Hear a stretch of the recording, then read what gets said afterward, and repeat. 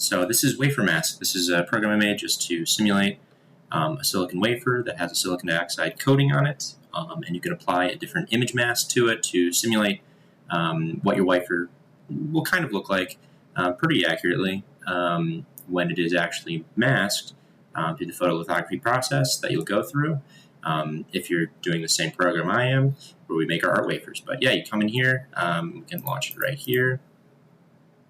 Takes a second to load.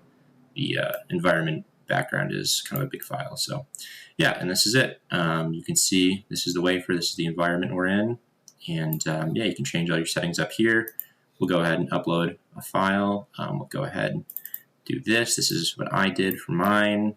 It's for the James Webb Space Telescope. And yeah, you can zoom around in there, see what it might look like. This is pretty close to what mine looked like, so it's a pretty accurate simulation, but I can't guarantee that adjusting the coating thickness will give you accurate results. I don't know.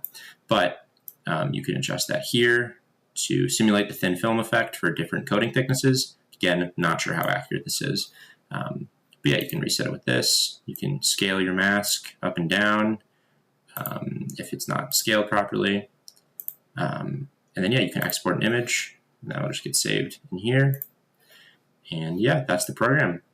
Pretty simple, but it really is helpful if you're trying to design something cool and custom to get an idea of what your image will look like.